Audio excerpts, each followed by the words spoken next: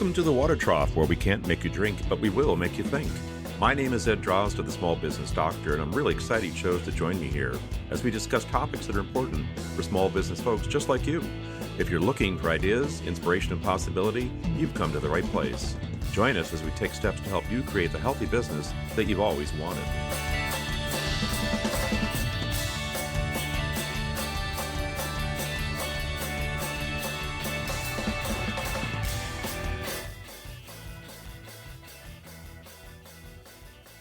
Welcome back to the Water Trough, folks. This is Ed Drozda, the Small Business Doctor, and today I'm joined by Toni Akin. Toni is a former school board member and current ex officio Health and Wellness Committee member.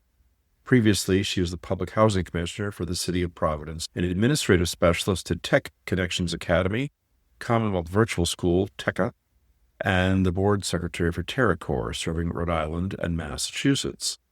She's an active member in the New England Educational Opportunity Association, and she has over 20 years' experience in the public education and housing fields with a focus on administrative financial health, wellness, safety, and security. Toni, welcome. Oh, thank you, Ed. Thank you for inviting me on the show. Pleasure to be here this afternoon. Nice to have you here. How are things up in Rhode Island? Well, there's a lot going on in the neighborhood in both housing and educational forums. It's great to be here to be able to enlighten you and others with some of the work that I'm doing, as well as my personal stories. Well, let's start right in with that personal story. I'd love to hear it. Thank you. I've been in the education management field and public housing for over 20 years. I'm actually a product of both in my younger days. So have a lot of knowledge of both as a public housing resident and attending public schools. Working in those areas today is extremely exciting and challenging. I had a hard upbringing. I lost my parents as a teenager. And like many young people in that situation, I fell behind in my studies and had to attend summer school to graduate. But I still finished top 10 in my class. So I'm very proud of that accomplishment, and I consider that one of my lifetime achievements, actually. That's awesome. I'm very passionate about education. I went on to enroll in community college, and I had to drop out to support myself, Ed. So my career track was not a straight line into public service, but it taught me a lot about resilience and hard work. And I gained exposure into a lot of businesses. With my high school diploma, I was able to get experience in bookkeeping jobs, secretarial positions in various sectors like transportation, healthcare, the legal field, all while chipping away at night at my college degree. I also received that with high honors. But at that point, I wanted to work directly into the educational field administratively to be able to help other students who might have been struggling to stay on track with their own journeys, as I did once. So working in public education, there's not a lot with salary, especially administratively. So I had to develop a small business plan for myself. I had to think of something that I was very passionate about, and that was housing ed, something I wanted to invest in, something that was tangible. So I launched a small business focusing on rental services, both commercial and residential.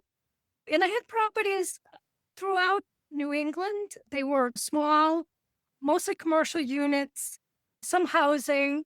It was a deep commitment for me to be able to do that, to be able to offer work-life model, if you will. When I was living in public housing, when I reached the age of majority, I had to face immediate eviction proceedings because I was no longer on the lease. I was essentially homeless, and facing that as a young person stayed with me throughout my life. That's why I went into that as my personal business model. Was challenging. Going into that and offering the housing service and the commercial services, most of my small business providers were massage therapists or tattoo artists or retail, which was very challenging in itself, but it was very meaningful to me. Some of my tenants were students, first time renters.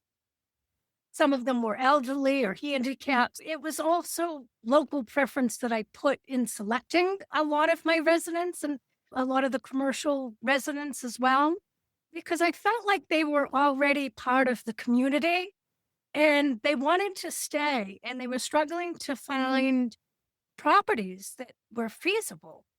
They'd always say, "Oh, your rates are so reasonable." And it was a good working relationship. I don't feel like I made a lot of financial benefits on it, but it was very rewarding. I've since sunsetted a lot of that small business empire, if you will. And now, as a commissioner in public housing, I'm focusing more on the regulatory, the compliance, the contractual. And I'm finding my experience as being a property owner and a manager very beneficial in that as well. And I work a lot with the residents, and it's rewarding because a lot of the services for the residents, they didn't have when I was in public housing, the mental health and wellness programs, the financial programs. So it's great to be able to see that shift in public housing. I think it's important to take a closer look at how, at such a young age, you were able to take the steps that you did. I mean, let's face it, then there were a lot of young people in that position. It's even more common today. And I imagine that many of them, perhaps most of them, feel desperation and hopelessness. What was your first glimpse of hope that you could do something? I mean, you didn't wake up in the morning and it happened. It must have been a process. That's actually a really good question. It was all a work in progress. After nearly 2 decades, it wasn't an overnight situation for me, something that I chipped away at. I would say for me, it was being mindful of my passions, being mindful of where I came from, the experiences that I had to endure, the hardships made me work harder, made me work more effectively in those areas of public education, working with students. I talked to so many students that came up to me and said, "Toni, your story about going into summer school to get your high school diploma made me want to stay in school." Mm. Or how you were chipping away at night on your college degree and were the oldest student among 18, 19-year olds, and you being 30, 40. They didn't want to be in that situation. So many students were re enrolling because of my stories and continuing on with their studies. So that really motivated me as well. I come from a long line of public servants, teachers, educators. My sister retired from the Department of Revenue. My brother was a city worker for the Department of Public Works. And my other sister worked in a school as a cafeteria aide. We all had a passion for public service, and it was instilled into us by our parents. That was another factor. I think for the housing part, it's something that didn't come overnight, but I know I wanted to make a difference. I really did want to make a difference in giving people a home. I just loved that work life model, which actually derived right here in Rhode Island. And it is a way to be productive, have a home, and be a real integral part of the community. So it's something that resonated with me. No, it didn't happen overnight, and it did go by quick. Like I said, I'm now looking into sunsetting that business model, but it's something that I'll always stay in, even in an advisory capacity. And that's actually what I'm doing now is I'm working with small businesses right here in Rhode Island that's accessory dwelling units to be able to make that more cost affordable with the regulations relaxing on that. It's very exciting shift in that, trying to get more exposure with these accessory units that are self-built, eco-friendly, and just affordable to be able to expand that in somebody's backyard or, a cluster for transitional housing. I think I'll always stay in it in some type of fashion because of that passion, and because of the times that we're looking at currently with housing, with the shortage and the crisis that we're seeing. I've always thought that passion was important. But then you hear a lot of people saying you need more than passion to get things done. But I've learned that the further you go away from the need to make revenue, to scale, and all those things, the more powerful your passion becomes. When it's visceral, in your belly, in your heart, that's when passion, I believe, has the power to be transformative. And that's what I'm hearing you say. The passion is enough fuel. If I make good money, great, but there's much more to it than that. I need to make enough money to get by, but I don't have to be wealthy with this thing. I'm wealthy by virtue of what I do. Does that resonate with you? It actually does. I always put cause over ambition because of my humble beginnings. But remaining solvent is very important too, especially when you have a business. And I would be remiss if I didn't tell you that I am concerned. I'm concerned about seeing so many small businesses closing, especially here in Rhode Island. Restaurants, dry cleaners, convenience stores, even larger corporations like Hasbro moving away from us. It's deeply concerning to me. Small businesses are the heart of America, so it's important to have financial solvency. I always feel when you go into a small business like a convenience store or a laundromat and you talk to the people behind the counter, it's almost like a mini anthropology class in of itself because you're seeing real life people. You're hearing real life stories and how they got there, the grit that was needed to open that small business and keep it open. Business trends are important, but they come and go. And adaptability is so paramount, right? Gone are the days when people come in to a job or even have a small business and retire with that one career track. Again, we're seeing a shift in housing where corporations came in and took over a lot of that sector. I'm very pleased with the passage of what's called the 21st Century Road to Housing Act, whereby corporate ownership of housing is being abolished. And I fully support that. These large investors and corporations coming in are purchasing single family homes and they're not allowing local residents, they're pricing them out basically. I'd actually like to see that expanded to multiplexes as well. That would open the door to smaller entrepreneurial people like myself and also increase these ADUs and naturally lower rental rates. It's something I'm very passionate about in advocacy as well. When you talk about that overnight aspect, especially in government, things are slow, the tides are slow to change, but small wins are still wins. And there's still a lot to do, especially with this new act. But I'm really pleased about that. And I think that's going to help the housing situation. And it was in such a bipartisanship manner. And that's what we need. We need more of that. The common ground here is the affordability of housing, that people actually have a place to live, and that homelessness is not so much of an expectation, albeit it has to remain on the radar, but there should be more opportunity for housing so that homelessness becomes less and less prevalent. I believe that we will start seeing more of that opportunity presenting itself. Ed. I'm also a big advocate for land conservation and environmental protections. As we expand housing in the 2030 plan, and I believe it's over 15,000 permits across Rhode Island, which is historical. We do have forestry and green space that we also have to protect in those building designs. I'm working collaboratively with legislation to be able to advocate for our future generations to be able to enjoy that green space. I imagine there's a lot of people who'd like to get involved in things like this, advocacy and the like.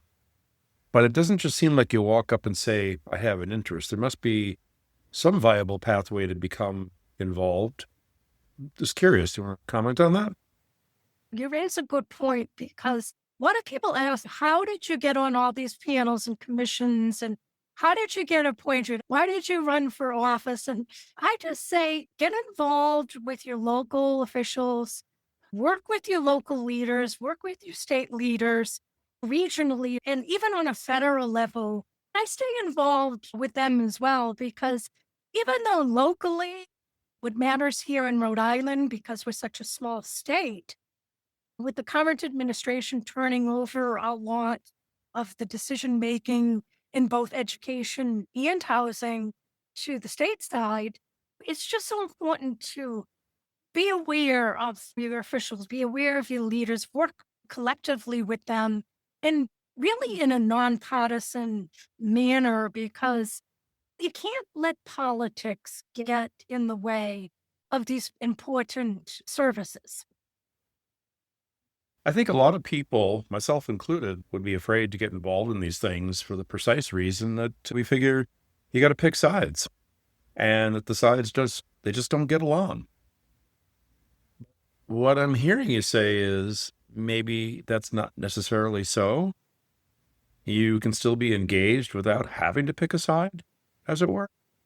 Absolutely, because it's about real accessibility. It's about your community members. When you're an advocate, an appointed official, or even an elected official, you have to be able to look at all viewpoints and be able to work with everybody.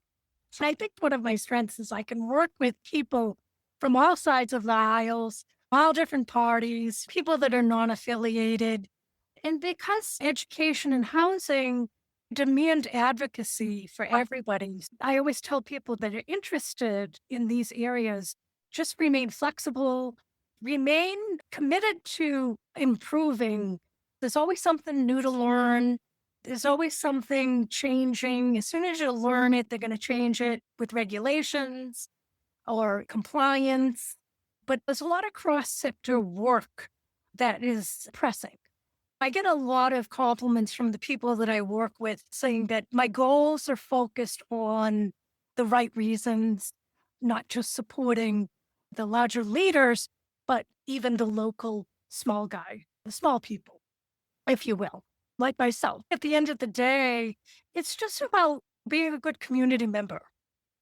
The ability to walk into a room and to mediate conversation that's gotten out of hand is really a gift. And I imagine it happens often in situations like the ones that you work in.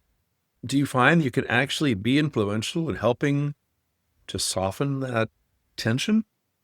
That's my goal. I've been in rooms where people are yelling at each other, or they're yelling at me, or they're not being productive. You're not going to solve anything that way. I always try to bring down the temperature, if you will, because these are passionate areas. People worry about their children in schools and safety and education and academics and on college campuses. We want students to be safe. We want them to thrive in their studies. I get that, but I feel that I'm able to bring down the tone and keep things respectable in order to keep the conversation moving in a productive way. I agree with you. If you're able to do this, things may actually get done, or at least move in the right direction. Whenever emotions are brought into the equation, it certainly is difficult to keep things on a comfortable and a productive level. Absolutely, Ed. I mean, I think a positive attitude really helped me stay successful in everything I've done and everything I plan to do. I know that these matters are not easy. There's so many programs to learn. There's just so much red tape, if you will, laws, regulatory, compliance, and taxes. There's a lot to it. And then there's the people side. And I'm really enjoying all of it. For me, particularly in the political arena, I have a jaded attitude and I find it very difficult to believe that people can really get along and get to the important things. I attribute this largely to the emotional content, and perhaps even to a greater degree, the desire to maintain the power that comes with the position. But it's good to see that people are here that have this enthusiasm, this drive to deal with things such as this, such as you do. I have to beg to differ. I think that there's some very committed leadership, especially here in Rhode Island and in Providence. I see how difficult the environment, the political environment, the working environment, and with the high cost of living, everybody's a little bit on edge these days. But I disagree because I think as we tackle these issues of fair housing and equitable educational endeavors, we're all going to be in a much better society. I really do appreciate that insight, but I still got to say, girl, you got your hands full. I absolutely do. And it's going to get a little bit fuller, actually, because being nominated to be a board member of volunteer service for animals in the Providence chapter. It's been around since about 1972. And animals also play a big part in helping calm our stress levels.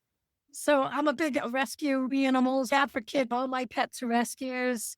We need to protect our animals as well and make sure that the laws are strict enough for anybody that abuses animals, but also make it affordable to own pets because that's a big part of enjoying life. Well, Toni, we have run out of time. And with that in mind, I want to ask you, is there anything you'd like to leave us with? Well, again, I thank you for inviting me on your show. I think it's very thought provoking. I appreciate you bringing light to small businesses and entrepreneurs. And I appreciate the work that you're doing. And I also want to support young entrepreneurs. If I can be of any help, I do work on a pro bono basis if I think something is compelling enough.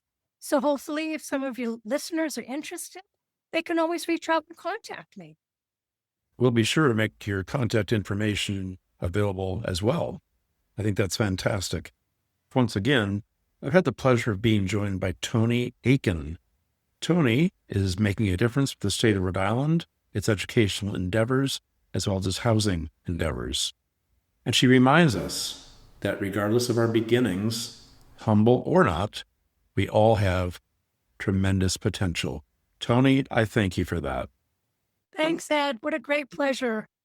Folks, this is Ed Draws with the Small Business Doctor, and here at the Water Trough, I want to wish you a healthy business.